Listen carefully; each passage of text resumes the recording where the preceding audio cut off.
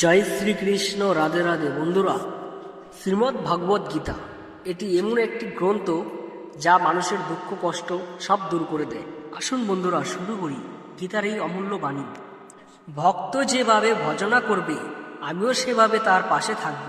গীতায় ঈশ্বর ভজনের পাঠ দিয়েছিলেন শ্রীকৃষ্ণ। যিনি আমাকে চিন্তা করেন, আমিও তার চিন্তা করি। যিনি আমার জন্য ব্যাকুল হন, আমিও তার জন্য ব্যাকুল হই।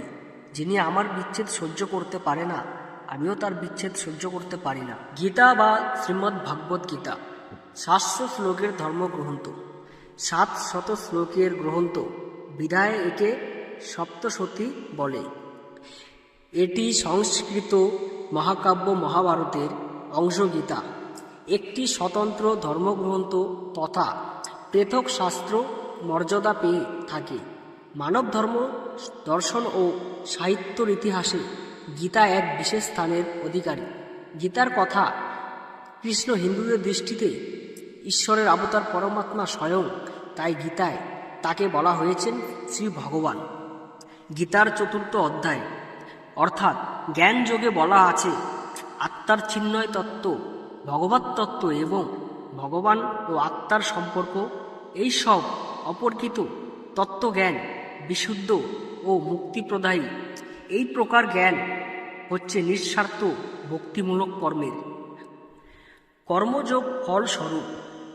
পরমেশ্বর ভগবান গীতার সুদীর্ঘ ইতিহাস জড় জগতে যুগে যুগে তার অবতরণের উদ্দেশ্য ও তাৎপর্য এবং আত্মজ্ঞানলব্ধ গুরুর সান্নিধ্য লাভের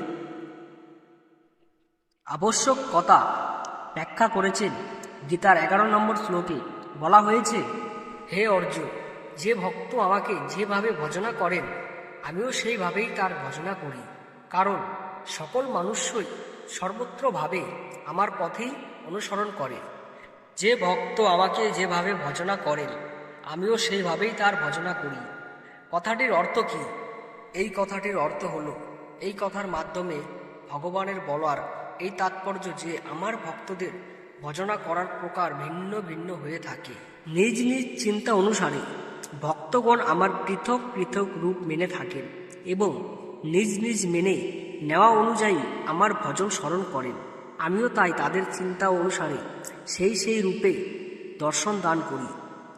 শ্রী বিষ্ণু রূপে উপশব্দের শ্রী বিষ্ণু রূপে, শ্রীরাম রূপে উপশব্দের শ্রীরাম রূপে, শ্রীকৃষ্ণ রূপে উপশব্দের শ্রীকৃষ্ণ রূপে, শ্রী শিব রূপে উপশব্দের শ্রী শিব রূপে, দেবী রূপের উপশব্দের দেবী রূপের এবং নিরাকারা সর্বব্যাপী রূপের উপশব্দের নিরাকারা সর্বব্যাপী রূপেই প্রকাশিত হয়। এইভাবে যারা মৎস্যকুর্ম, নৃসিংহ, বামন প্রভৃতি অন্যান্য রূপে উপাসনা করেন, তাদের সেই রূপে দর্শন দিয়ে তাদের উদ্ধার করে থাকি। এছাড়াও তারা যেভাবে আমার উপাসনা করেন, আমি তাদের প্রতি সেই প্রকার ও সেইভাবেই অনুসরণ করে থাকি।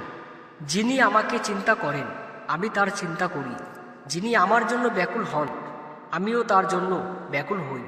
যিনি আমার বিচ্ছেদ সহ করতে পারে না, আমিও তার বিচ্ছেদ সহ করতে পারি না।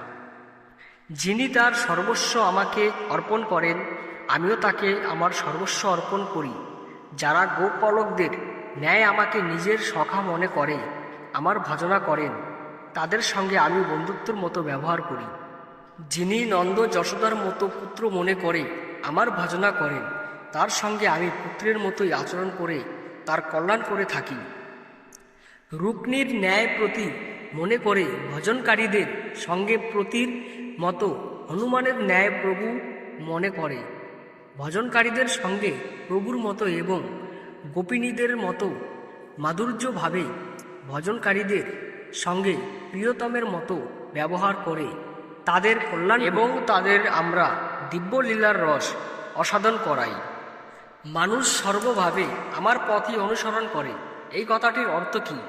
এই কথাটির অর্থ হল, শ্রীকৃষ্ণ বলেছেন, যে লোকে আমাকে অনুসরণ করে, তাই যদি আমি এই রূপ প্রেম ও সৌহার্দ্যপূর্ণ আচরণ করি, তাহলে অন্য লোকেরাও আমায় দেখে এই রূপ নিঃস্বার্থভাবে একে অপরের সঙ্গে যথাযোগ্য প্রেম ও সৌহার্দ্যপূর্ণ ব্যবহার করবে।